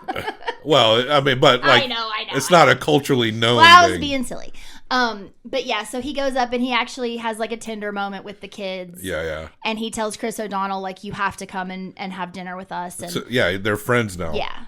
And they're probably like each other's only friend, it would appear. He gives the driver a lot of money, and the driver basically is like, anytime y'all need me, I'm here. Like, the driver drove them all the way from New York to Newark. So that's the movie Sin of a Woman's Pussy by Marty Titz. I'm going to give it 3.25 or 3.5. I'm going to go 3.5 because it's Thanksgiving. I'm in a good mood. I think it's a 3.5 movie. I'll match you. That's a 7. Sin of a Woman's Pussy is a 7. Oh, and there's a question I've been meaning to ask after we discuss each movie. So let's go back to Hannah and her sisters for a second. Hannah and her sisters. Which of the characters in this, which character, you can only pick one, is invited to Thanksgiving? Holly. You think it's Holly? I would say it's Hannah. She'd back you up and really help you out. She would help me out a lot. But I guess that Holly would be more fun to chat to. I think you're right. But I guess we're split on that. It's just a coin toss on that. Yeah. I think. Okay, it's easy. Which character you would invite? I mean, it's Colonel Frank. Of course, yes, Lieutenant Colonel Frank Slade. Easy.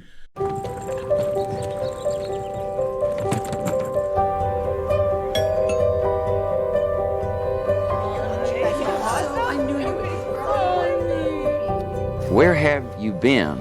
What have you been doing? I have tried to become a better human being. There's a lot you missed. You've got a lot of fixing to do. Are you mad at me? Mm-mm. For sure? Mm-hmm.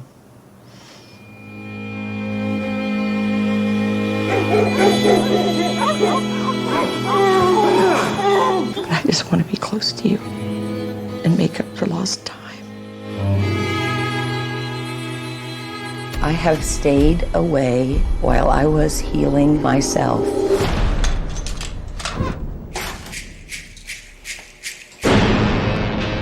You are a lever. You are heartbreak incarnate. If you think you can just pop in and pop out of people's lives like this, you are malinformed. You don't know who I am. You don't know anything about what I'm here trying to do.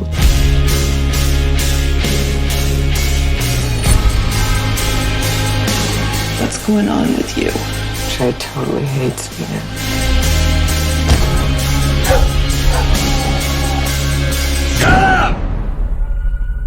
I'm not going back. Krisha. I've earned a right to be at this table.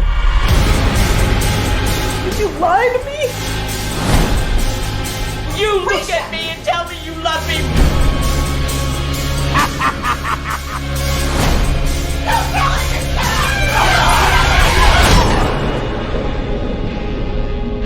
Look over there. Mom, there's Krisha. Your daughter. Her name is Krisha. Her name is Krisha. That's her daughter. That's Krisha. So on the third course, which is the main course, the turkey and the dressing, the cranberry and the gravy on it, we're talking about a very... I'm impressed with these types of movies, these low-budget movies that are very good. This movie, in 2015, on a budget of $30,000.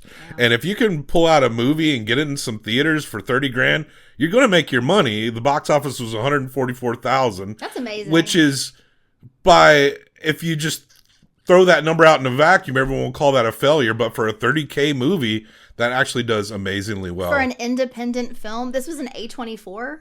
It would be distributed later by gotcha. A24. They picked it up later. We're talking about the movie Krisha from 2015, directed by Trey Edwards Schultz, written by him, based on a short film he made about this similar subject, starring Krisha Fairchild, Robin Fairchild, the director himself, and Bill Wise. Krisha is actually... The lead character is also the name of the actor that's playing Krisha, and that is Trey's aunt. Mm-hmm. And Robin is his actual mother in real life, and the grandmother is his actual grandmother. Now, remember, when this grandmother got rolled out, I was like, either this is the greatest actor of all time or this lady isn't acting. Look, Mom, it's Trey. What he just did was he flew around. He kissed me. Yeah? And then he kissed me. Oh, wow. Oh. How are Who's you that, doing? Do you Mom? remember me?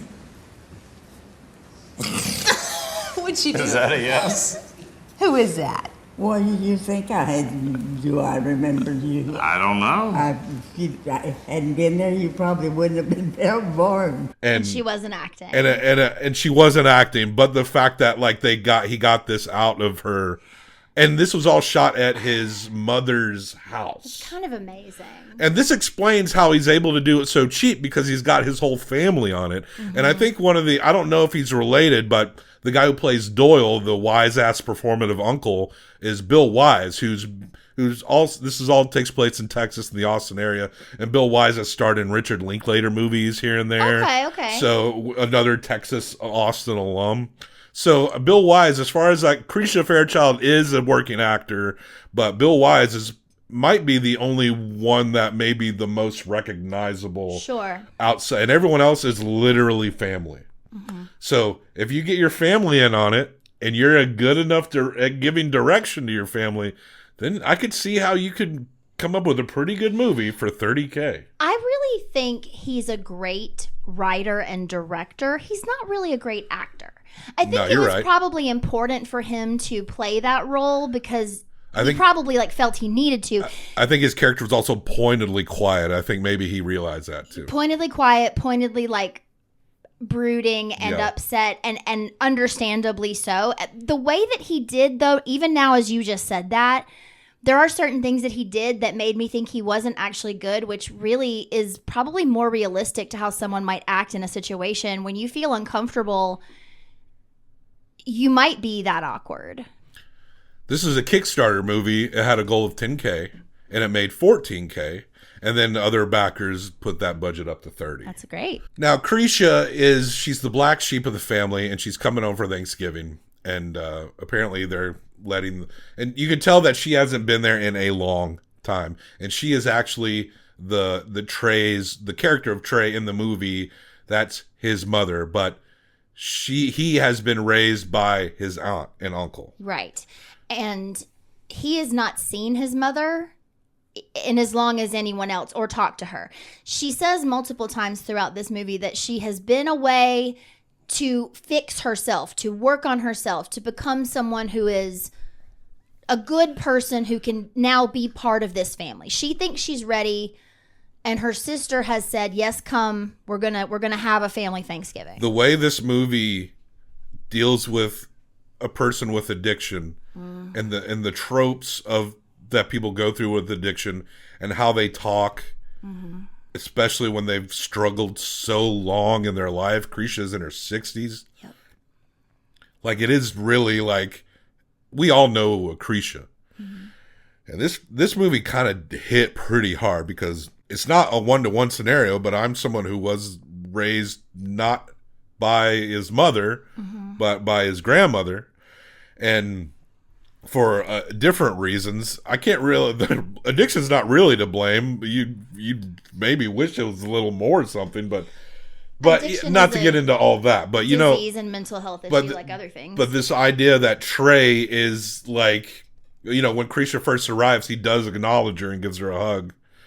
Because everyone's nice to Krisha at first, except Doyle, who Doyle is way too much. He's the joker. He's the joking guy. He's the one who's going to tell you like it is. He's got all these like quirky, quippy things to say. And he seems charming and funny at first. But as the movie goes on, he turns up his judgment. He's grating. And you realize that he's the guy that's just always interjecting when sometimes things don't need to be interjected. And he is an alcoholic in the throes of alcoholism. He just has a more structured life that he can hide behind. Yep. And Krisha has just been dangling in the wind. And when we see Doyle talking to Krisha, and he's being nice to her, and then he's straight up confronting her about what a heartbreaker she's been and what a failure she's been.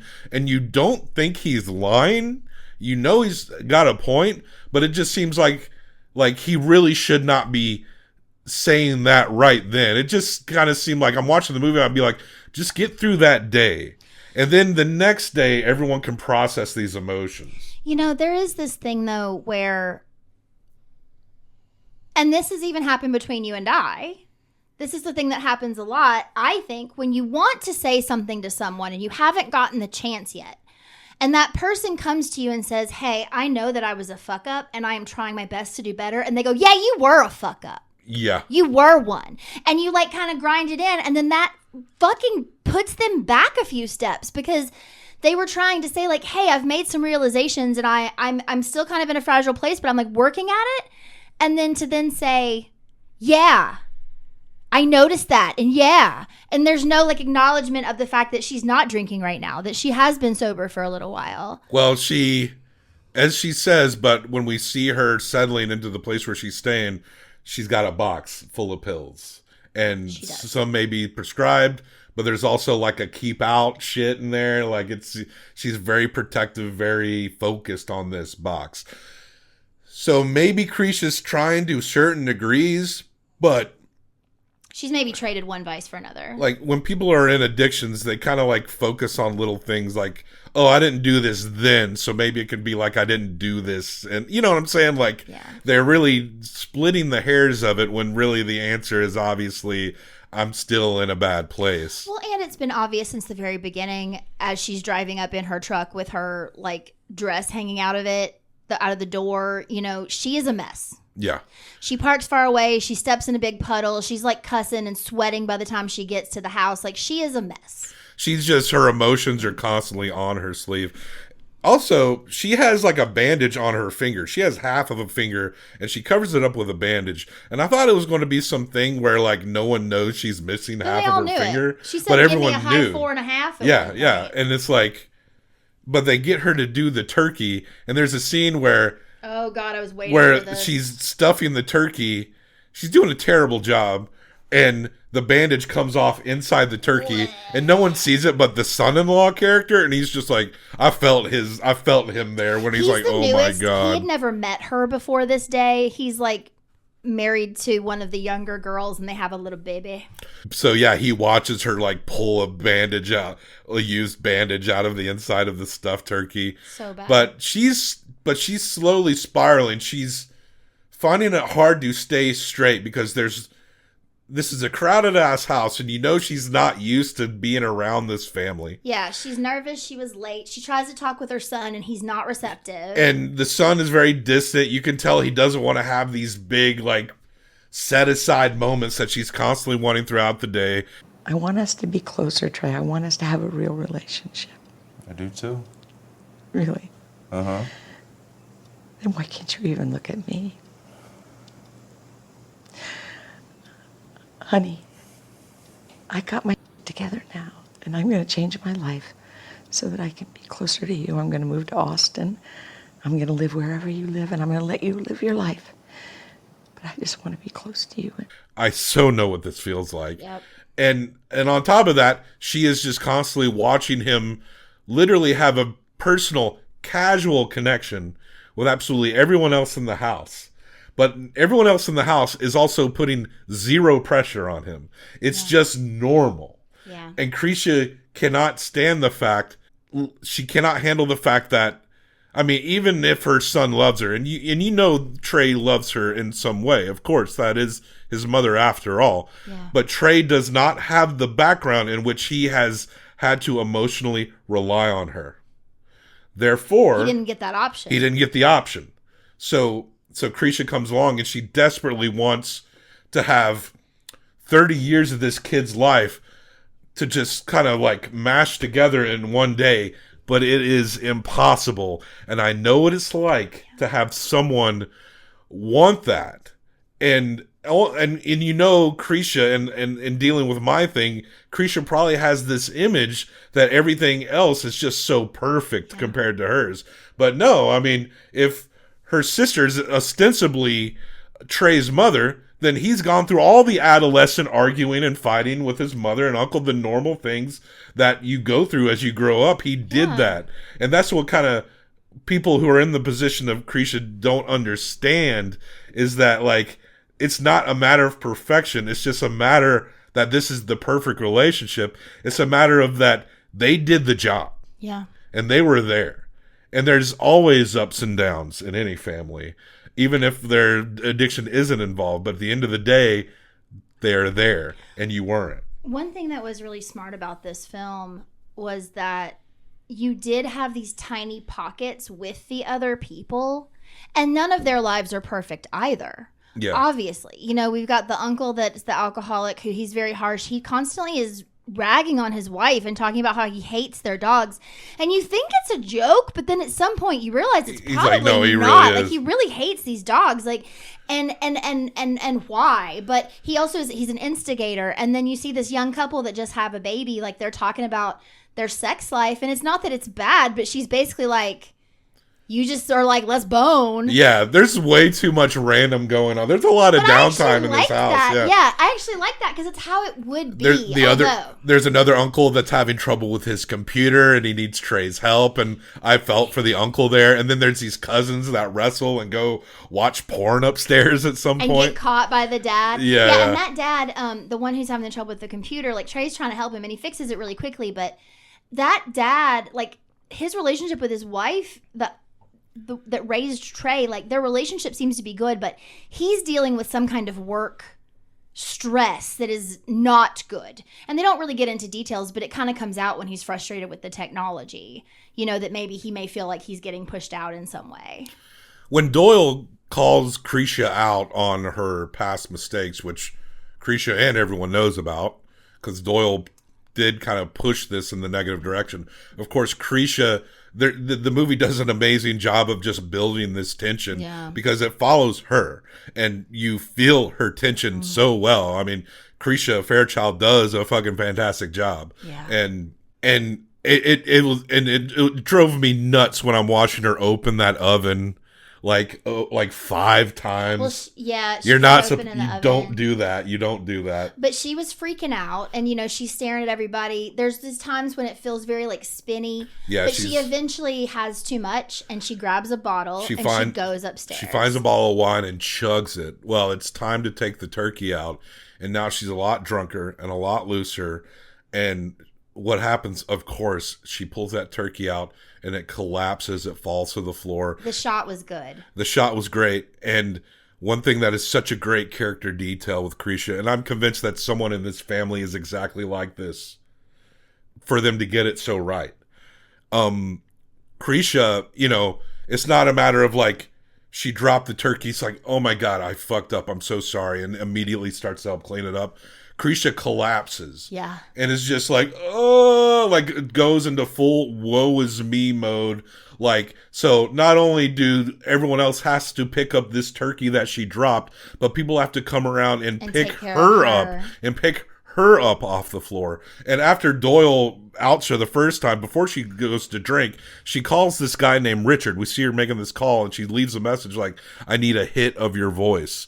And Richard does not call back, and that's a part of what leads her to not being able to handle it. Yeah, she has another voicemail that she leaves him. We never hear his voice, but another voicemail she leaves him where she talks about how she shouldn't have trusted him and she shouldn't have loved him. She blames him because he didn't call back. He wasn't there to help her. But it's all Krisha. It's Krisha's responsibility. But Krisha is not, she does not blame herself. Krisha is a victim. And one of the sisters finds, or one of the uncles finds the bottle of wine, and they know that Krisha is drunk. So Krisha has to go upstairs and detox. She ends up taking a nap, and things become a lot more like, as far as what's happening, where things are going, where characters are positioned, becomes a lot more vague. Like, it's like time starts to move different. And we see Krisha talking to her sister, and she tries to come down after she's somewhat sober. And they want her, and the sister's like, you need to go back upstairs, right? And everyone's eating Thanksgiving without her, minus the turkey, of course. And so there is this long scene where the sister, I mean, that is Trey's mom doing the acting, and I think she did. She's not a real actor, but I think she did as good as you could, not being probably an actual actor. I think she was able to tap into the emotion of it, and I think that's why it did work. I think she genuinely is brought to tears in that scene when they're sitting in the bathroom. And so it's this long conversation. She's trying to soften Krisha while being also honest with her about how her son feels about her being there, and how she really wants this to work, but she's making it so hard. Mm-hmm. And there's a part where it seems like Krisha is receiving her, but also we get this perspective of Krisha stripping down everything her sister says to the most negative, absolute things, like, you're a failure, you fucked this up. Yeah. We don't want you here. Trey doesn't want you here. And so, and that's what, when it all boils down to it, that's all Krisha hears. And so Krisha opens that box, swallows shit tons of pills, finds a bottle of vodka, chugs it, and then goes downstairs. And it's interesting because we see her, there's a part where we don't know if it's in her head or what, where she's just walking behind people, just observing them, and they don't seem to notice her. It's like she's a ghost drifting through this family, and I really like that part. Yeah. And but she loses her shit. She yells at her kid for not being the emotional support that she wants. And he says to her, "You are not my mother." She's like insulting the rest of the family. She's insulting her sister. That's the point where I think it's at some point right before then, she calls Richard and is like, "Fuck you, I'm done with you, fuck you." Yeah. And it's literally fuck everyone. And this movie ends on this woman, this poor addict, just completely crashing this entire Thanksgiving. And that's the movie. Yeah. It's very quite simple, just a very straightforward, very well executed emotional journey.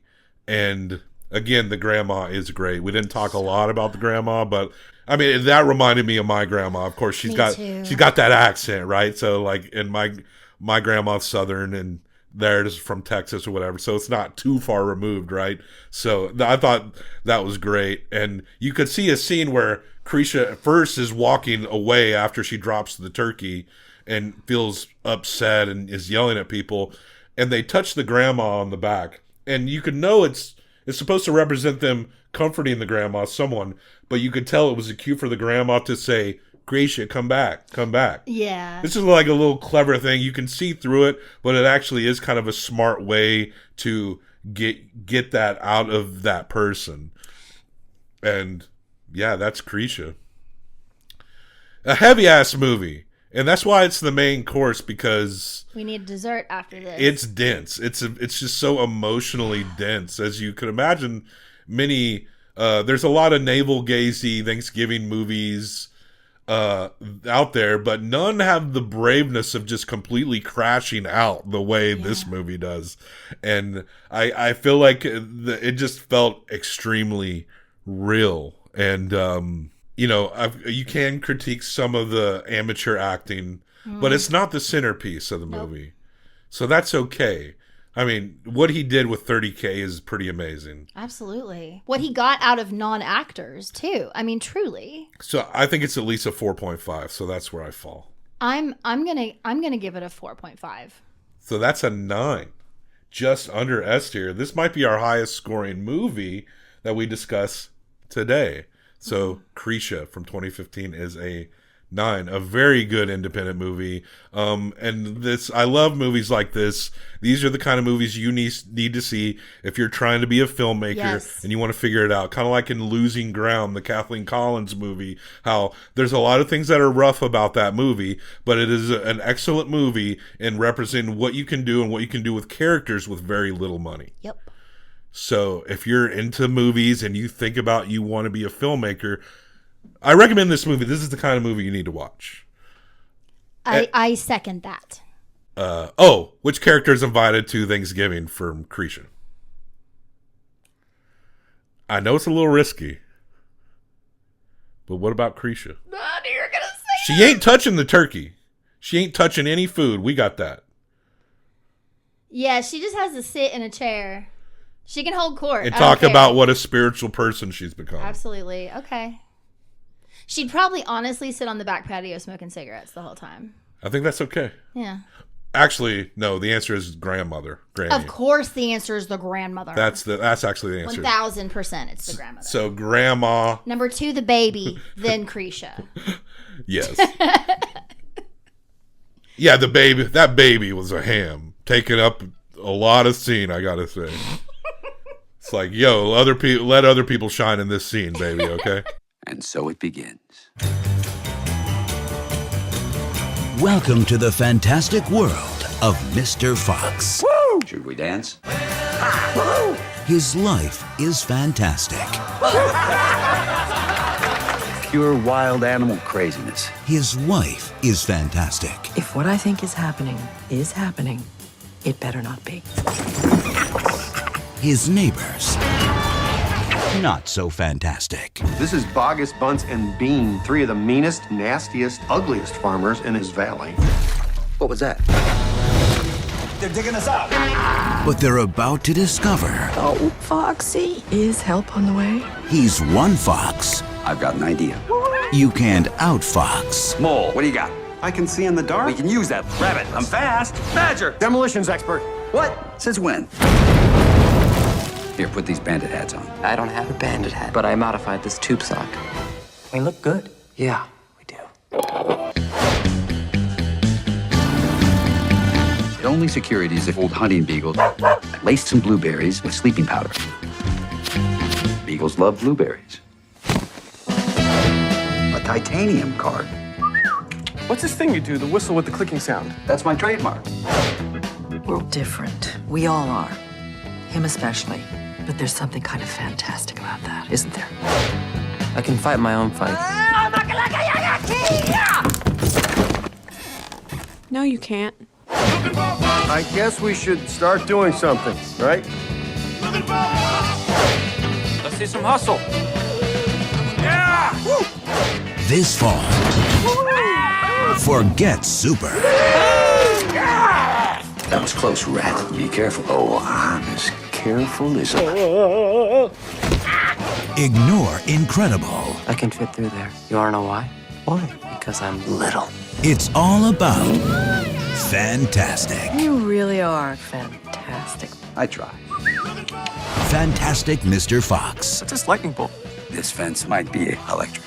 Well, I just hope it doesn't mean thunder, because I have a phobia of that.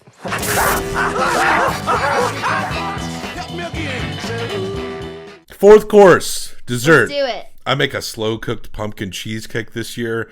Although I realized I forgot to put in the heavy cream an hour after Why it was are you in the telling on oven. yourself? I'm just worried about it. And but yeah, pumpkin pie, chess pie, pecan pie. You're gonna make a lemon meringue because we need to use some of these lemons we got. Because Bobby bought the wrong lemon. And for dessert, this movie isn't like distinctly the I Am a Thanksgiving movie, but this is an extremely autumnal movie. And the colors in it are fantastic and full of fall. And community and food and feasting is a distinct part of this movie. We're breaking our seal, just like we broke the seal on Woody Allen earlier. We're breaking the seal on Wes Anderson. Talking about the movie Fantastic Mr. Fox from 2009, directed by Wes Anderson, written by Wes Anderson, based upon, and Noah Baumbach, based upon the Roald Dahl book Fantastic Mr. Fox, starring the voices of George Clooney, Meryl Streep, yeah, that's her name, Jason Schwartzman, Bill Murray, Willem Dafoe, Owen Wilson. A lot of your typical ensemble Wes Anderson characters. But I think Adrian Brody. Yeah. Yes, Adrian Brody, a very small role. Willem Dafoe. For some reason, after Adrian Brody won for The Pianist, he decided to play a mentally challenged person and a character in Fantastic Mr. Fox who has one line. Like, did he fire his agent back then? Because it's like, I don't know. He kind of complained about that in his Oscar speech, but whatever. But I mean, bro, you still won a fucking. You at this point, you've won 2 Oscars on your own acting, but.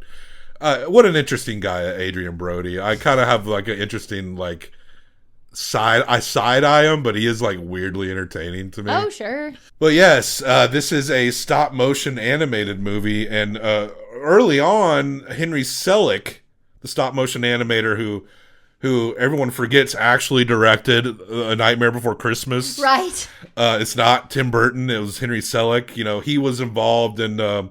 He was collaborating early on, but he had to leave for other projects. But Henry Selick is like, I mean, arguably maybe the greatest stop motion animator of all time. But I think other people had to come in here. And the look of this movie, I mean, it looks very unique. I mean, imagine all the other stop motion animation you see, but there's a lot of like textures and fur and like the way, like it just looks different, but it works. It's good. And the entire look of the movie, the color arrangements and stuff is kind of the best part. What feels so Thanksgiving, so autumn about this movie is just casually taking this in. And I felt like this is kind of maybe, my favorite Thanksgiving movie is Planes, Trains, and Automobiles. And I find that movie to be very rewatchable. And I think this is a pretty good rewatchable seasonal movie itself. I can see myself watching this again. I think there's something very light about it, very fun, and it's got that quirk that we kind of rib Wes Anderson on, but but Wes Anderson's also one of these guys where you think you're not gonna like the movie, but you end up you're like, actually, I did kind of like the movie. Sure, and this was more fun. I think David O. Russell is like that for completely different reasons. Like, you every time a David O. Russell movie's coming out, I was like, why would I want to watch that? And then eventually you watch it, and it's like, oh, it was actually good. But why is David O. Russell such a psycho? I don't know. Anyway, back to this movie. Fantastic Mr. Fox. He's fantastic. Yeah. And that's it. No. The end. This is running 2 episodes, running too long. Oh, we do get the cool classic tunes that get played. That's a mark of Wes Anderson, where he's like, when I picture Wes Anderson, I just picture him holding vinyl records or some shit. Oh, right? for sure. When after Gene Hackman died, a lot of stories came out about how much he busted Wes Anderson's balls because he didn't get the tone of the Royal Tenenbaums, but he did apologize to him after he saw the movie and saw it working. But after he died, it was just these stories about how mean he was to Wes Anderson. So I just had this image in my head of Gene Hackman just yelling at Wes Anderson like, be a man, while Wes Anderson is just sheepishly wearing a cardigan and holding like some Faces records or some shit. Yeah. Like, but I just need you to twirl your mustache up for this one, sir. Yes, sir. Just stare straight into the camera. I know it doesn't make sense, but I promise it will. I don't know if that's what he sounds like, But that's how I imagine he sounds like. Just wait till I put the filter on that makes everything Technicolor. Okay, so All the humans are English and all the animals are American. Do you notice? I did notice that the humans were English. The thing that got me, I didn't notice necessarily, I didn't think about that specifically. What I noticed the most is that they talk to each other. The humans and the animals be talking. Yeah. They be writing notes to each other. The animals wear clothing and the people know that. Yeah. There is a whole community of animals existing at the same time as the community of humans. Although we only really see 3 humans in this. It's these 3 farmers that have their own, all next to each other, 3 brothers. There's like the little one. Bogus Bunsen Beans. Don't buy this tree, Foxy. You're borrowing at 9.5 with no fixed rate. Plus, moving into the most dangerous neighborhood in the country for someone of your type of species. You're exaggerating, Badger. I'm sugarcoating it, man. This is Bogus, Bunce, and Bean, 3 of the meanest, nastiest, ugliest farmers in the history of this valley. Really? Tell me about them. Yeah, you've got the little one, the big one, and the skinny, tall, mean one. But they're all mean, and there's a little song that they sing about it. And like the kids sing about how mean they are. But Mr. Fox is someone who has always wanted more than what he has, right? You see him as a young fox. Yeah, you with see this tree. You see him. Well, you see him get captured at the very beginning of the movie, and Mrs. Fox tells him while they're captured that she's pregnant, and that immediately cuts to 12 years later. They have a son named Ash. Mm-hmm. And he is a newspaper man.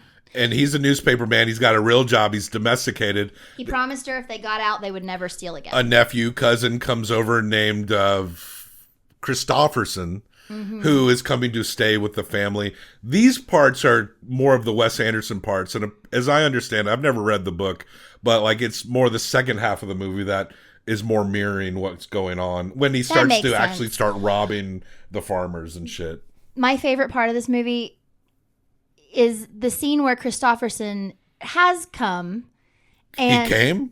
Oh, shut up. He's come to their house. Mm-hmm. And they're all kind of just being a family. And the kids are kind of playing together. And the wife is like cooking something, whatever. And the dad's doing something. They're just being a family. And it's beautiful. And in the background, you hear the Robin Hood song. He's slightly younger, but he's a cuss of a lot bigger. That's just genetics, I guess. Ash has a littler body type.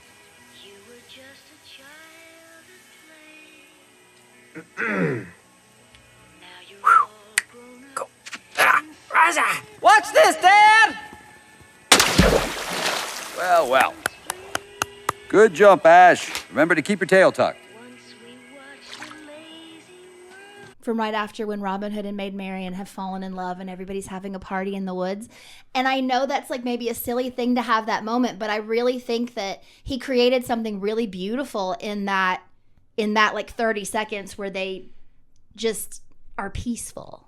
I think this movie looks so good. Yeah. I love the way it looked. Well, they buy this treehouse, and that's when we meet the superintendent of this treehouse they're building, Kylie the opossum. And Kylie becomes Mr. Fox's sidekick because you can't keep the wild out the animal. And Mr. Fox wants to go rob him some farmers. And these 3 farmers are the meanest and they have the best shit. Yeah, they got their chicken farmers, Beans farms, apple cider, so he sells booze. And yeah, they do successfully begin to rob each farmer one at a time. And Mrs. Fox has become suspicious because they got food. They got so much food. All the animals are like eating huge spreads thanks to Mr. Fox. He's actually like helping the whole community in this robbery. Shit away. Well, it took a near catastrophe for all of you to finally take me up on my offer to have you over to the Flint Mine for dinner. But I guess we have... I'm sorry, maybe my invitation got lost in the mail. Does anybody know what this badger's talking about? No, but Clive's right, in all seriousness. Excuse me, B. I guess we do have these 3 ugly farmers to thank for one thing. Reminding us to be thankful and aware of each other.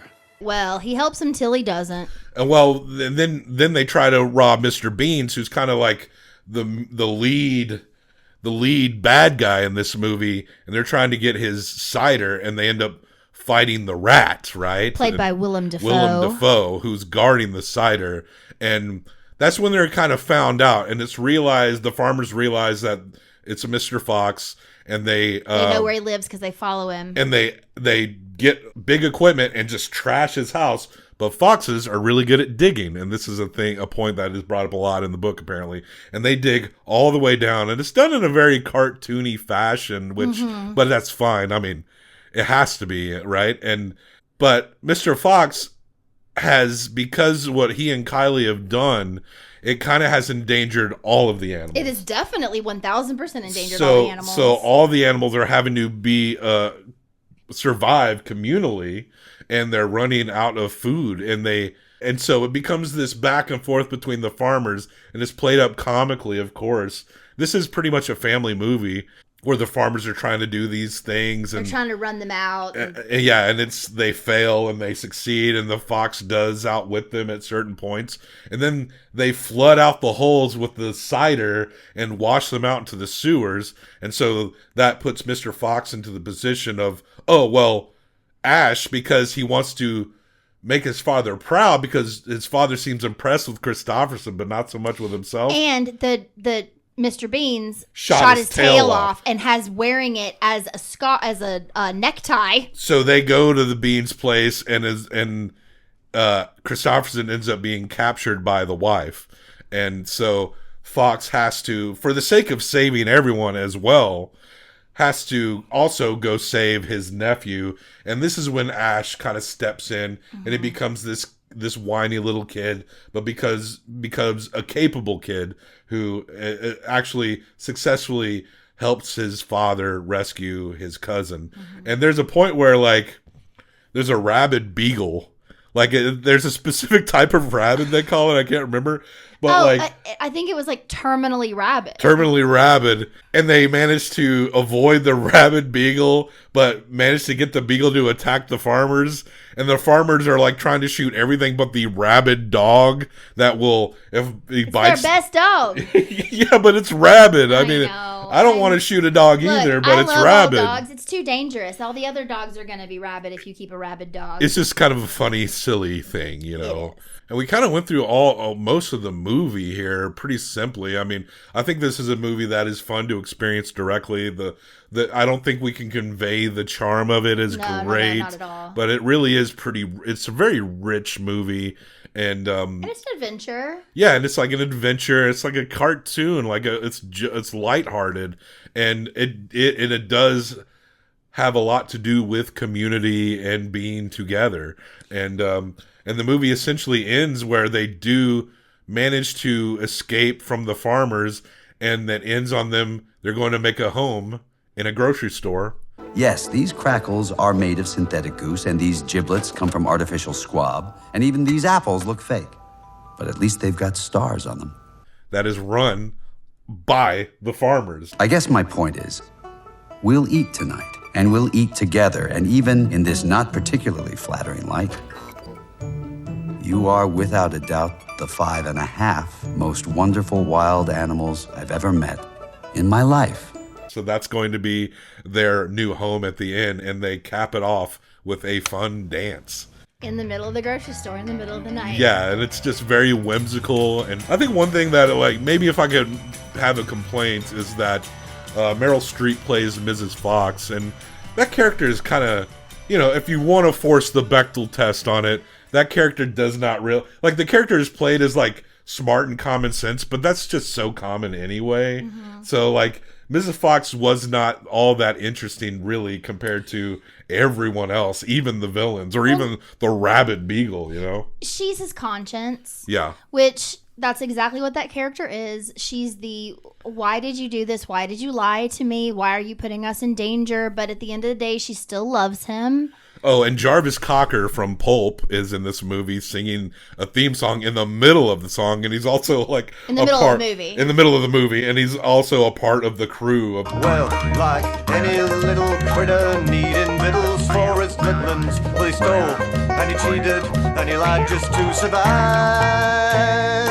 With a doodle-dum, diddle-die, doodle-diddle-doodle-dum, doodle-dum, diddle-die, doodle-diddle-dum, and a zippy-zo, zippy-zay, zippy-zappy, zoopy-zee, zippy-zo, zippy-zay, zippy-zappy, zoopy-zee. with the It's farmers. weird. That part was weird. That was my least favorite part, was the song part, because it became a music video, kind of. Yeah. Because there was just animals just dancing to this music in different scenarios. Sure. What are you singing, Petey? Just making it up as I went along, really. That's just weak songwriting. You wrote a bad song, Petey. I kind of went with it, though. I think maybe you could pull back on the, like, cool music thing. Sometimes it just feels like that Wes Anderson is making a playlist and then writing a movie around it, you know? And 100. As someone who appreciates a good playlist, I mean, I like a lot of his music. We share interests here, but, like, it almost stands out a little too much, you know, that kind of... He's got... Wes Anderson, he has his own tropes, you know? Mm-hmm. But before we give the score, which character here is invited to Thanksgiving? I think it's pretty obvious what my answer is, because he is of one of my favorite animals. I'm picking Kylie the opossum. I was going to say Kylie. If I have to pick someone different, I would say Ash. Ash, yeah. Because he's a cutie and he's misunderstood. He's just a weird little dude. And Mr. Fox is cool too. Nah. He'd be cool. Nah. He'd probably rob you though. But you know, I think this is like a really delightful movie. A feast for the eyes. And so this is the third movie I'm giving this score to, but I think it's merited. I'm giving it a 4.5. Wow. I thought this movie was really pretty. I didn't love it as much as you did. I like the visuals of it. I feel like it's the kind of thing that if you could just loop the first 45 minutes over and over again in the background, like, that'd be gorgeous, right? I'm going to give it a 3.5. Okay. I do think the look of it is kind of exceptional. Like, I really just love the tone of it. I do agree. The look of it is the favorite part for me. But it is an 8 out of 10 for Fantastic Mr. Fox. And that does it with our 4 courses. We'll be coming back at you with 4 courses of a Christmas dinner. Maybe in like a month. And then hopefully we'll get, before the end of the year, we'll talk about those last 3 M. Night Shyamalan movies that we have yet to discuss. And those are that first one he made, Praying Out Loud. Then his second movie that has Rosie O'Donnell in it that I can never remember the name of. And The Last Airbender, which even people who love M. Night Shyamalan have a hard time with that one. Have a hard time with that one. Like, the only question is, will it be worse than After Earth? Oh, God. If it somehow is, that might be impressive in its own way, but we wish Maybe we won't hate it as much as other people. I mean, I don't have any reference for The Airbender, just that people hated it. That's true. I really didn't ever watch that I show. know the property, like I know people love it, but yeah, Sure. I've never walked. But yeah, maybe it'll benefit from our expectations being like on the floor. So. And I know Bob said we'd be back with Christmas in a month, but there's only about a month left in this year, so we will see you a few times before the end of the year. 2 times at least. 2 times. I All said right. a couple, I guess is what you say. But we hope you have a very non-dramatic Thanksgiving. We hope your family cherishes each other more so than any politics or whatever. I mean, you know, we, much like many people, we don't have the luxury of having a family that thinks all the same as we do, but we do have a family that prioritizes each other over those types of things. And if your family can pull that off at least one day of the year, Christmas I barely care about. I mean, it's fine. I try not to bitch about it, but it's not really my holiday, you know. But Thanksgiving, that's the time for me, and we hope you have an amazing Thanksgiving. All Hey, right? I'm thankful for you. I'm thankful for you, and I'm thankful for anyone who can make it through any of these episodes. I don't think it's much trouble. I think we do a good job. I think we're underrated. I do too. I think we're very underrated. So spread the word and help us out. All right. We love you. Love ya. Happy Thanksgiving. Thank you for watching and listening to the Projectors Podcast. You can help us out by subscribing to us on YouTube or your preferred podcast listening application, where we have hundreds more film discussions.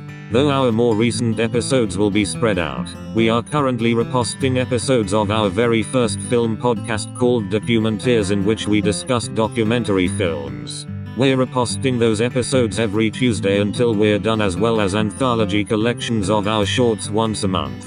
Help us out by subscribing, recommending, listening, and leaving a nice review of the show wherever you can do such things. Thank you once again, and we formally apologize for anything Bob ever said ever. Come back from the dark somehow, finally living in the here and now. No sign of a thundercloud following you. Don't take it personal, the world don't turn around you. Hold on to the moment like it's heaven passing through.